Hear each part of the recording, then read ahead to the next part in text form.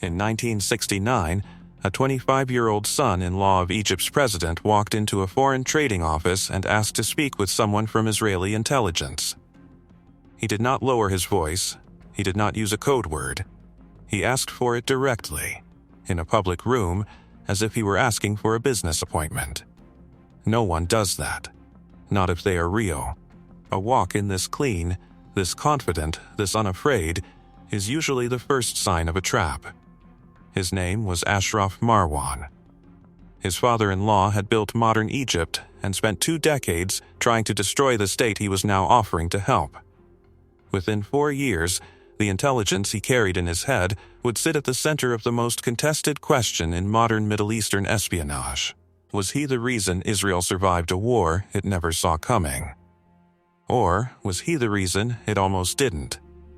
The answer to that question was still being argued over decades later by the men who ran him, the men who doubted him, and a country that never fully agreed on which version of him it wanted to believe. Marwan's approach should have ended the moment he made it. Israeli case officers are trained on one rule above every other. The offer that looks too valuable to refuse is usually the one built to destroy you. A man with this much access, walking straight through the front door, was not what an asset looked like. It was what a trap looked like wearing an asset's face. Every intelligence service that has survived long enough to matter has been burned, at least once, by a volunteer who arrived too polished, too eager, too perfectly positioned to be believed. Egypt's own intelligence service had run deception operations before. A young man married into the presidential family, offering himself up without prompting, fit the profile of exactly the kind of bait a patient adversary would spend years preparing. He kept coming back anyway. He brought documents. He brought proof his access was not exaggerated, small pieces of verifiable material that could be checked quietly against what Israeli analysts already believed they knew. Each piece came back accurate. Each piece raised the same uncomfortable question a level higher. Was this a man proving his sincerity? Or a service proving how convincing its instrument could be? And somewhere inside a quiet office in Tel Aviv, a decision was made that would not be spoken about publicly for decades. They let him in. They gave him a name that would outlive every person who chose it. The Angel. What he was offering was not a secret. It was a seat. Marwan had married Mona, the daughter of Gamal Abdel Nasser, at a time when Nasser himself was reportedly uneasy about the match, uncertain of the young man's character and ambition. That unease did not stop the marriage, and it did not stop Marwan's rise. After Nasser's death in 1970, Marwan became a close aide to the new president, Anwar Sadat, trusted with a portfolio that put him inside rooms where war was planned rather than merely briefed on afterward. He sat close enough to hear decisions before they became policy. He read cables between Cairo and Moscow that were never meant to leave the building they were signed in. He carried, in his own memory and in the documents that passed across his desk, a working picture of Egypt's arms relationship with the Soviet Union, its military exercises, its order of battle, the private disagreements among Arab leaders that never made it into any communique. For an intelligence service starving for insight into a hostile government, this was not an asset. This was the entire machinery of an enemy state, delivered by a man who could walk into the president's office without an appointment. But access was never the problem. Trust was. Every document Marwan handed over carried a question underneath it that nobody in Tel Aviv could fully answer. Why would a man born into privilege, married into power, sitting one door away from the president of Egypt, choose to hand his country's war plans to the nation his family had spent its life opposing? The official answer was simple: ambition, money, a colder relationship with the regime than anyone outside his family understood. Some accounts pointed to friction inside the family itself, a sense among Nasser's inner circle that Marwan had never been fully accepted, that his rise under Sadat was tolerated rather than earned. Israel could offer him a life beyond Cairo's politics, and by every visible sign, he wanted it. That answer has never fully satisfied anyone who has studied this case closely, because the risk Marwan was carrying did not end with the decision to spy. It began there.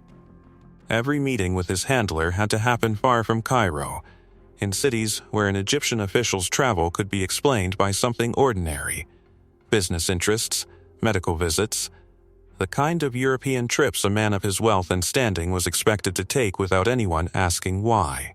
Every document had to leave his hands without a trace that could be connected back to him. No photograph left undeveloped, no note left in a drawer, no meeting scheduled close enough to raise a question from the wrong secretary. He could not be seen with the wrong people. He could not be caught with money that did not match his declared income, a detail that would matter more than most, since Marwan's later wealth and business dealings would themselves become a subject of scrutiny and rumor for the rest of his life. He could not let a single conversation, in a single unguarded moment, suggest that his curiosity extended anywhere near the subjects an aide to the president had no business asking about. One mistake was not a risk to his career. It was a risk to his life. Egypt did not forgive men who sold its secrets, and Marwan's position meant any exposure would happen in full public view, in front of the same government he had to keep serving without hesitation, in front of a wife who was the daughter of the man who had built the country he was betraying, assuming betrayal is even the right word for what he was doing. There was a second risk sitting quietly underneath the first, one that had nothing to do with Egyptian counterintelligence at all. It was the risk sitting inside Tel Aviv itself. An asset this valuable creates a kind of gravity. Analysts begin to build their picture of an enemy nation around a single source, because that source is simply better than everything else available. And the better a single source becomes, the more catastrophic it is if that source is not what he claims to be. A service that has only one window into a hostile capital does not have the luxury of closing that window every time a doubt appears. It has to keep looking through it, uncertain whether what it sees is real. Nobody inside Mossad could prove, in 1969, which version of Ashraf Marwan they were dealing with, whether he was a genuine defector risking his life to help Israel, or something else entirely, something with Cairo's fingerprints on it, built to look exactly like a defector for as long as it needed to. There was no way to test that question without years passing, and years were exactly what this kind of operation, real or manufactured, was built to use. A short deception collapses under its own weight quickly, because it cannot survive sustained scrutiny. A long one does not need to survive scrutiny. It simply needs to outlast the patience of anyone looking closely enough to ask the hard questions, and to keep producing enough real material that the hard questions stop being asked at all. By the early 1970s, Marwan was no longer a new contact being cautiously evaluated. He was one of the most senior sources any Western intelligence service had ever placed inside an active adversary's inner circle. He sat close enough to Sadat to hear decisions before they became policy, close enough to be trusted with details that would have gotten a lesser official quietly removed from the room the moment anyone suspected where they were going. And somewhere in Cairo, in rooms Marwan was never permitted to enter, plans were beginning to take shape for a war that Egypt intended Israel not to see coming. The question that mattered most was no longer whether Marwan had access. Everyone agreed he did. The question that mattered was what he would do with it when it counted most, and whether the answer would belong to the country that recruited him or the country he never stopped serving. The vetting itself, in those first months, was its own quiet drama that never appeared in any later account of the war. A source claiming this level of access has to be tested carefully, in small increments, because testing too aggressively risks exposing the operation before it has produced anything of value, and testing too gently risks building an entire relationship around a man who was never who he claimed to be in the first place. Every early piece of material Marwan handed over was checked against whatever independent information already existed, cross-referenced against other fragments collected through entirely separate channels, weighed for internal consistency in ways Marwan himself would never have been aware of. He was being studied as closely as he claimed to be studying his own government, and for the first stretch of the relationship, neither side fully knew what the other one had already concluded. There was no single moment where Israeli intelligence declared him trustworthy and stopped asking the question. That is not how it works with a source at this level. The question simply got asked less often, not because the doubt disappeared, but because the operational demands of running him productively began to outweigh the discomfort of never having a final answer. For 3 years, everything Marwan handed over checked out. Names matched. Numbers matched. Details about Soviet arms shipments that Israeli analysts could verify independently came back accurate, again and again, until verification itself started to feel unnecessary. That was the assumption the early years of this relationship had left standing. That accuracy was the same thing as loyalty. That if a source never lied about small things, he could be trusted with the large ones. It was never that simple. Somewhere inside Mossad's own analytical division, a quieter argument was taking shape, one that never made it into the operational reports sent up the chain. A source this consistently accurate on secondary matters was either the best asset Israel had ever run, or he was being fed real material by people who understood exactly how intelligence services build trust. Deception does not usually begin with a lie. It begins with a long string of truths, spent carefully, until the one lie that matters can finally be told and believed without question. A patient adversary does not need Marwan to lie often. It needs him to be right almost every time, so that the one time it matters most, nobody has a reason left to check. Nobody could prove that was happening. But nobody could rule it out either. And the ones who raised it were not thanked for raising it. The travel alone should have ended things more than once. Marwan's trips abroad had to line up with plausible business reasons, invented interests, meetings that could survive a bored customs officer asking a single follow-up question. Any gap in that story was a gap that could not be explained away twice. A cover does not fail because of one hard question. It fails because of the second question asked after the first answer did not quite fit. There is a version of this story where a member of his own staff begins asking why his schedule keeps producing unexplained stops in cities with no business reason to visit, where a colleague notices the same pattern more than once and mentions it, in passing, to someone whose job is to notice patterns for a living. It does not have to become an accusation to become dangerous. A raised eyebrow inside the wrong office is enough. In a government built on loyalty tests and inherited suspicion, a pattern noticed once is a pattern that gets watched a second time, and a third. Marwan could not defend himself against a suspicion that was never spoken aloud to his face. He could only keep behaving exactly as he always had, giving no one a reason to say the quiet part out loud, while having no idea whether the quiet part was already being discussed somewhere above him. He had no way to know if the silence around him was simple trust, or the particular kind of silence that surrounds a man being quietly watched.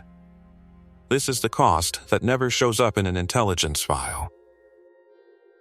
A man who has to perform total loyalty in every unguarded moment, for years, in front of people who might already be watching for the one moment he fails to perform it well enough. Every family dinner, every toast to Sadat's leadership, every conversation about the war Egypt was supposedly not planning, was a small rehearsal of a lie that could never once be allowed to slip. On the other side of this arrangement, inside Israeli intelligence, a different kind of fracture was forming, and it was not confined to Mossad alone. Israel's military intelligence branch, known by its Hebrew acronym Aman, had its own read on the Arab world's intentions, built by its own analysts, defended most forcefully by the general who ran it. That general believed, with a confidence that would later be studied as a case history in the dangers of certainty, that Egypt would not go to war until it had the air power to strike deep into Israeli territory in response to any Israeli counterattack. Egypt did not yet have that air power. Therefore, in his analysis, Egypt would not attack, regardless of what its troop movements appeared to suggest. That belief had a name inside the service. It was called the concept. Marwan's reporting sat uneasily against the concept from very early on. There were moments, months before the war, that would define this story, when Marwan warned that an attack was coming, only for the moment to pass without one. Rather than treating those false alarms as evidence of imprecise timing in an otherwise reliable source, some in Aman's leadership began treating them as evidence of something worse. That Marwan himself might be the deception, feeding Israel just enough alarm to normalize false warnings, so that when the real one came, it would be dismissed along with all the others. This is the part of the story that rarely gets told cleanly, because it complicates the simple version where Israel simply failed to listen. It was not that nobody was listening. It was that two of Israel's own intelligence services were reading the exact same man in two fundamentally different ways, one treating him as its most valuable source in a generation, the other treating him as a possible instrument of exactly the kind of deception this story is built around. There are accounts, still debated today, of internal conversations about whether to continue relying on Marwan at all, whether the very completeness of his access, the fact that he seemed to know everything, arrive everywhere, explain anything asked of him, was itself a reason for concern rather than confidence. An asset who can answer every question without hesitation is either extraordinary, or he is being managed by people who know exactly which questions will be asked. The abort discussion, when it happened, was not dramatic. It rarely is. It was a quiet argument between people who had built years of operational history around a single source, weighing whether to keep trusting a man whose access had become too large to easily verify against anything else. Cutting him loose meant losing the single richest window Israel had ever had into Egypt's government. Keeping him meant continuing to build critical decisions around a man nobody could fully account for when he was out of sight, and around a growing rift between the two agencies that were each supposed to be protecting the country from exactly this kind of blind spot. Neither choice was safe. That was the part nobody wanted to say directly in a report that might be read years later by people asking why a decision had been made the way it had. They kept him, not because the doubt disappeared, but because by then, too much depended on him already. Israeli understanding of Egypt's military posture, its arms relationship with Moscow, its internal disagreements about whether or when to go to war, had all been built, layer by layer, on information that traced back to one man in one office in Cairo. To walk away from Marwan now was not simply to lose a source. It was to admit that years of intelligence assessment might have to be reconsidered from the ground up, and no service wants to discover that the picture it has spent years building was drawn by someone else's hand. So the relationship continued. The travel continued. The performance, on both sides, continued exactly as it had before, except now it carried a weight neither side spoke about directly. Marwan kept behaving like a man with nothing to hide. His handlers kept behaving like a service with nothing to doubt. And inside Aman, a general who had staked his professional reputation on a theory that left no room for Marwan to be telling the truth, kept behaving like a man who had already made up his mind. Both of those things could not be entirely true at the same time. There is a particular kind of loneliness built into running an operation like this one, and it did not belong only to Marwan. His handlers carried it too, in a quieter form. A case officer who spends years meeting the same source in the same careful, controlled conditions begins to build a relationship that resembles trust even when the professional discipline around it insists that trust is exactly what cannot be assumed. Reading a man's face across a table for evidence of strain, evidence of hesitation, evidence that something has changed since the last meeting, becomes its own kind of exhausting vigilance, one that never fully turns off even after the meeting ends and the report has been filed. And Marwan, on his end, had no equivalent relief. His handlers could at least return to Tel Aviv and speak plainly, inside a secure room, about what they suspected and what they did not. Marwan had no room like that anywhere in his life.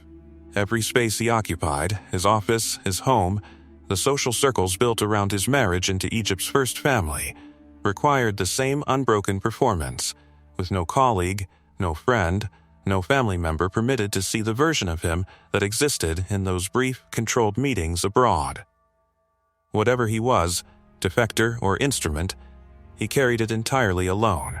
Years later, long after the war this story is building toward had already reshaped the region, a claim surfaced that reframed everything that came before it.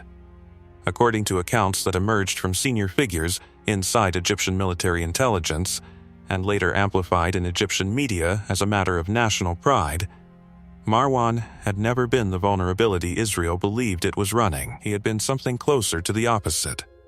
A man placed, knowingly or not, at the center of Egypt's own strategic, thinking about how to convince Israel it understood more than it actually did. One senior Egyptian officer who had led the department responsible for tracking Israeli intelligence during the war years later gave an account suggesting Marwan had never truly betrayed Cairo at all, and Egyptian commentators seized on the account as vindication of a decades-old suspicion. If this account is accurate, then the very thing that made Marwan valuable to Israel, the completeness of his access, the consistency of his information, was never a sign that Israeli intelligence had gotten close to the truth. It was a sign that Cairo understood precisely what kind of source Israel was building its confidence around, and precisely how much real material that confidence would require to stay convincing. There is another version, argued just as forcefully by people who spent careers studying this case, that insists the opposite. Israeli researchers who examined the case in depth concluded there was little room for doubt about where Marwan's loyalty ultimately lay. And decades later, Mossad's own director publicly reaffirmed that Marwan had been a genuine and vital source, explicitly rejecting the double agent theory as a narrative that served Egyptian pride more than the documented historical record. Both versions cannot be fully correct. And that is the part of this story that has never been resolved, not by the people who ran the operation, not by the historians who have spent decades combing through what remains of the record, and not by the intelligence services on either side who each have reasons to prefer one version over the other. What makes this reframe unusually painful, rather than simply unresolved, is that the doubt was not only a historical debate conducted safely after the fact. It was alive inside Israeli intelligence while Marwan was still active, held most forcefully by the very general whose professional judgment would go on to shape how Israel's leadership interpreted his final, most important warning. A man's suspicion of a source, formed years before the war, was about to collide directly with that source's last and most urgent message, at the exact moment the collision would matter most. What is certain is this. Somewhere in the space between those two accounts, a decision was already being made, quietly, in Cairo, about what Marwan would eventually be asked to do with everything he had spent years building, and whether that decision belonged to him or to people who had been managing him from a distance since before anyone in Tel Aviv understood what they were truly looking at. By the last week of September 1973, the signals were already there, scattered across Israeli intelligence desks in pieces too small to form a single alarm. Egyptian forces massing near the canal. Syrian armor shifting toward the Golan. Leave cancelled for Egyptian officers. Boat launches being prepared along the canal. Emergency stockpiles of ammunition and supplies moving into position. None of it on its own said war. It said exercise, the same word Egypt had used before, more than once, without following through. That word had worked before. Twice earlier that year, Egyptian mobilizations had triggered partial Israeli call-ups that turned out to be nothing, exercises exactly as advertised. Reservists pulled from their jobs, deployed to the border, and sent home a week later having disrupted an economy for no reason anyone could point to afterward. The cost of that mistake sat in the room every time the question came up again. Nobody wanted to be the officer who called up the reserves a third time for another false alarm. The last two false starts had made caution look like wisdom, and wisdom in this case was about to be catastrophically wrong. Almond's leadership, and the general most closely identified with the concept, read the same signals through the lens they had built for years. A logical adversary would not attack without the air power to sustain it. Egypt did not have that air power, therefore whatever was happening at the canal, however it looked on paper, was not the beginning of a war. It was, in his own later reported words, simply not a rational move for Egypt to make. and he treated the unusual activity as consistent with an exercise rather than a genuine mobilization for war. Marwan's information came through his usual channel first, filtered, cautious, consistent with everything he had reported before. Movements were increasing, readiness was rising. But readiness had risen before without becoming war, and the analysts reading his reports had no way to know, in the moment, whether this was the year the pattern finally broke. Then, on the 3rd of October, Marwan requested direct contact. Not the usual channel, not the usual pace. He needed to meet the head of Mossad in person, immediately outside the country. This alone should have collapsed every assumption built over the previous 4 years. A source who has never once demanded urgency is suddenly demanding it now. At the exact moment, regional tensions are already climbing. It could mean the war was finally real. It could just as easily mean something else entirely, that the moment had come to spend his credibility on the one message that mattered most. True or not. Zvi Samir flew to Europe himself. That decision alone tells you how seriously the request was taken, and how little certainty came with it. The head of an intelligence service does not leave the country on short notice for a source he distrusts. He also does not leave the country certain that what he is about to hear will be the truth. The meeting happened late on the 5th of October, hours before dawn. Marwan gave a number: 99%. War would begin the following day, on both fronts, simultaneously, Egyptian and Syrian. Here is where the false assumption from the previous months collided directly with what was happening in that room. Israeli military intelligence had spent the better part of a year operating on a working theory that Egypt would not attack until it had the air power to strike deep into Israeli territory. Air power it did not yet have. Marwan's warning did not fit that theory, and a warning that does not fit an established theory does not automatically overturn that theory. It gets weighed against it, argued over, second-guessed, while the clock keeps moving. Samir carried Marwan's warning back to Israel and delivered it directly to Prime Minister Golda Meir, telling her that war within the next day was now likely rather than merely possible. That warning reached the highest level of the Israeli government with hours, not days, to spare. But the general who ran Amman continued to argue that the unusual activity along the border remained consistent with deception designed to provoke an unnecessary and costly Israeli mobilization, not with a genuine attack. His resistance to Marwan's information was not new in that final week. He had doubted Marwan's earlier warnings for months, and there were later accounts suggesting he had come to suspect Marwan himself might be a double agent, feeding Israel a mixture of truth and alarm specifically designed to be dismissed when it mattered most. Some officers in the chain that night pushed to mobilize immediately. In full, no half measures, treating Marwan's 99% as close enough to certainty to act on completely. Others pushed back, not because they doubted the source outright, but because 2 false alarms in 1 year had made full mobilization feel like a decision no one wanted to own if it turned out wrong a 3rd time. That hesitation was not cowardice. It was the direct, logical result of everything that had happened in the months leading up to that night. Caution had been rewarded twice already. Nobody in that room had any way of knowing this was the time caution would fail. There was a moment, in the hours after the meeting, that came close to unraveling the entire warning before it was even acted on. Questions were raised about the timing Marwan had given. If war was truly imminent, why had the warning come so late, with barely a day to prepare? From a source who had spent years demonstrating he had access to information well before it became operationally relevant. For a source with Marwan's track record, a warning arriving this close to the event, this precisely worded, this difficult to independently verify in the hours available, was either the most important message he had ever delivered, or the most convenient one. Someone in that chain raised the possibility out loud that the timing itself might be the deception. Not the warning's content, but its lateness. Calibrated to leave exactly enough time to believe preparation was happening, while removing enough time to make that preparation matter. Nobody could resolve that question before morning. There was no time left to resolve it. There was also a political dimension pressing down on every decision made that morning.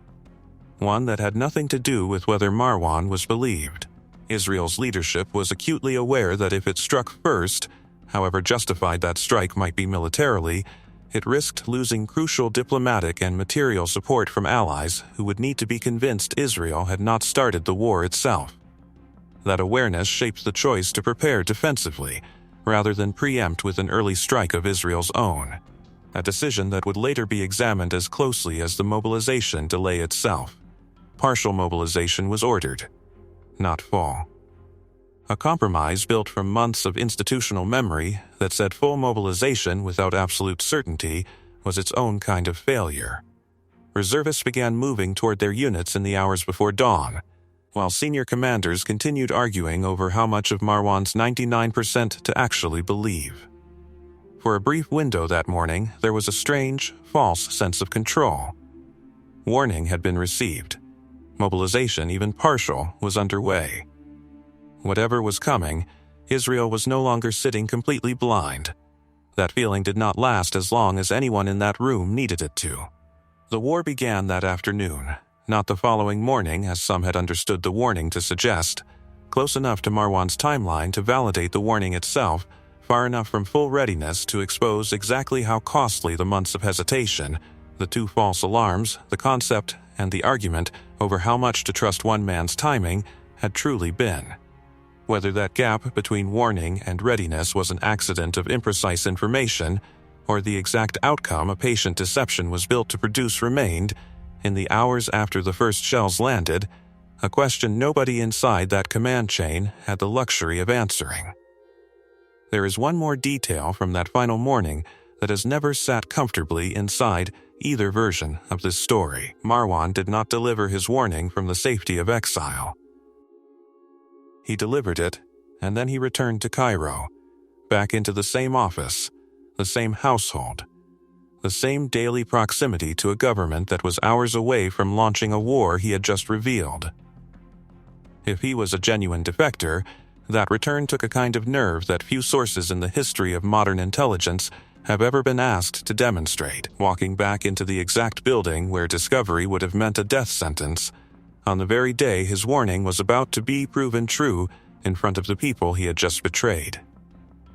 If he was something else, an instrument rather than a defector, that same return required no courage at all, only the calm of a man walking back into a plan he had helped design from the very beginning. The same act, viewed through either lens, tells you nothing definitive. That is precisely what makes it useful as an example of how completely a well-built cover erases the line between bravery and performance. The war did not wait for anyone in Tel Aviv to finish arguing about what Marwan's warning had actually meant. By the time partial mobilization reached the front lines, Egyptian forces were already crossing the canal in numbers Israeli command had not prepared to meet in the war's opening hours, while Syrian armor pressed into the Golan against defensive positions that had not yet been reinforced to full strength. The gap between full readiness and what actually existed on the ground that afternoon was not abstract.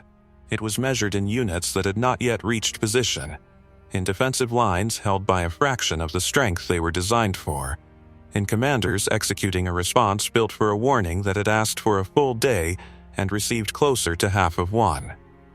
Every hesitation from the months before now had a cost attached to it that could be counted. The two earlier false alarms that had made full mobilization feel politically unbearable a third time. The concept that had shaped a year of assessment around the belief that Egypt would not attack without air power, it did not yet have. The argument that consumed the last hours before dawned over how literally to read Marwan's timing. None of these decisions caused the war. All of them shaped exactly how unprepared Israel was for its opening hours. Inside Mossad, the mood in the days that followed was not celebration that a warning had come at all. It was something closer to dread. Because the very fact that the warning had arrived and had still not prevented the shock of the opening attack meant the failure could not be blamed on a lack of information.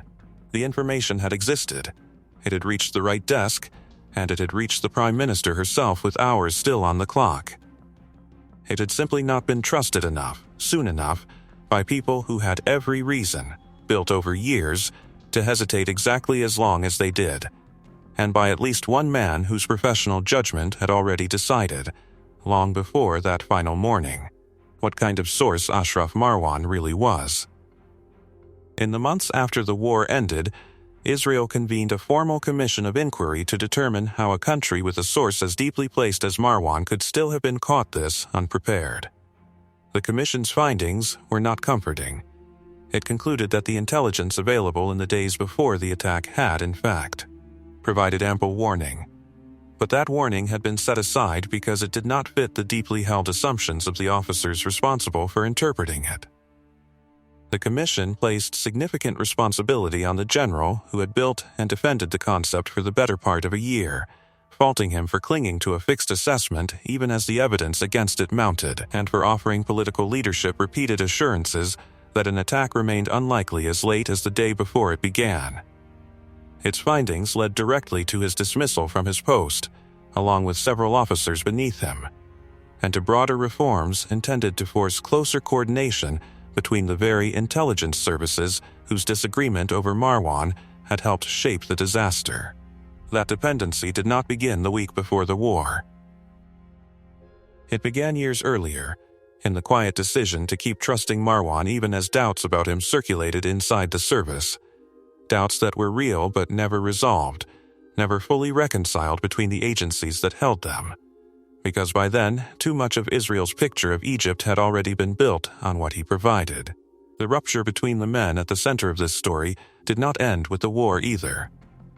Years later, the same general, whose doubts about Marwan had shaped Amman's reading of the crisis, was accused by Zamir himself of having deliberately exposed Marwan's identity to the press, an act that, if true, would have taken a private, decades-old wound and made it permanently public, endangering a man who had already spent half his adult life protecting a secret that could never again be fully protected once it was named.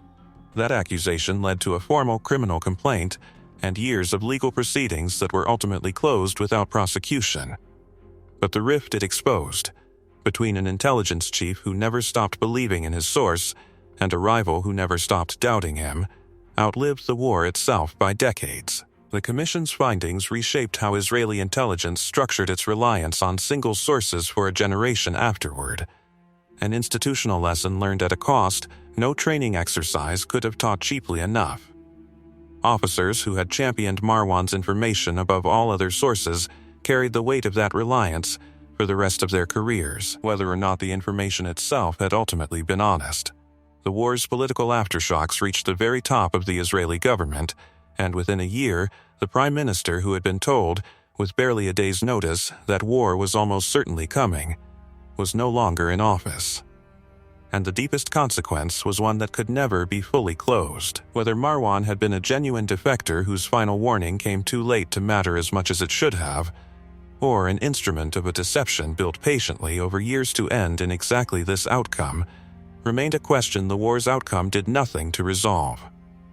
Both explanations fit the same set of facts. Neither could be proven to the exclusion of the other, then or decades later. The strategic lesson that outlived every individual career was harder to legislate than a resignation or a reform memo. It was the recognition that a single brilliant source, however deeply placed, however consistently accurate, cannot substitute for a wider foundation of independent verification, because the very depth of access that makes a source valuable is the same depth of access that makes deceiving through him, if that is ever the goal, more devastating than any single false report could be on its own. Israel rebuilt its intelligence architecture in the years that followed with that lesson embedded into procedure, requiring multiple independent channels to confirm exactly the kind of warning that had once rested on one man's judgment and one general's willingness or refusal to believe him. Egypt drew a different lesson from the same events, one that shaped its own doctrine for years afterward. If Marwan's value to Cairo had ever been what the later Egyptian accounts claimed, then the operation validated something more unsettling than a single successful trick. It validated the idea that a service could spend a decade building a source's credibility inside an adversary's intelligence apparatus for the sole purpose of spending that credibility once, at the exact moment it mattered most, and that the investment could be worth an entire war's opening advantage. Whether or not that was truly what happened with Marwan, the belief that it could be done became part of how both sides thought about long-term deception for the rest of the century. Marwan continued his public life after the war exactly as he had during it, a wealthy, well-connected figure who eventually settled in London and built a career as a businessman with dealings across Europe and the Arab world. He never spoke publicly about the true nature of what he had done or why, even as his name began, decades later, to surface in the press despite the years of secrecy meant to protect it. That silence was not peace. It was the last surviving piece of a cover he had maintained for so long that abandoning it, even after the war that defined his entire purpose had ended, was no longer something he knew how to do. A man who spends the most important years of his adult life being someone other than exactly who he is does not simply set that performance down once the war is over. The performance becomes the only self he has left to offer anyone, including, perhaps, himself. He died in London in June of 2007, falling from the balcony of his own apartment under circumstances that were investigated by more than one country's authorities and resolved by none of them. His family said, in the weeks before, that he had spoken of feeling watched. Whatever the truth of his loyalties had been, the years of never once being permitted to say them plainly to anyone had followed him to the very end. That is the part of this kind of operation that does not appear in any commission report.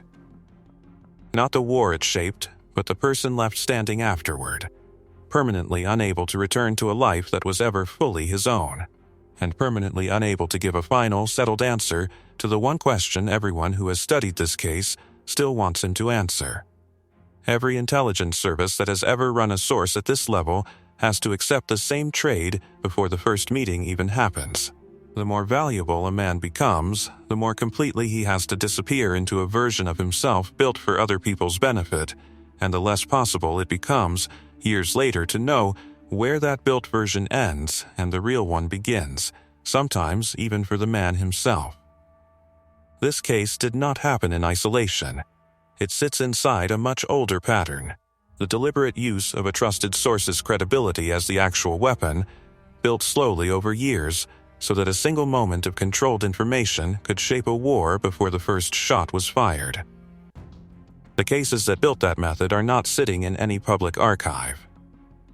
Some of them are in the operational record we put together in the description below. It walks through how sources like this are recruited, tested, and eventually spent, the operational logic behind controlled betrayal, and what happened in the cases where it worked exactly as designed, and where it didn't.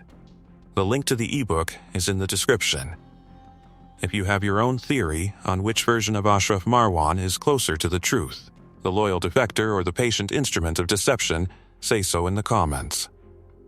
This is one of the few cases in modern intelligence history where the argument itself has never been settled.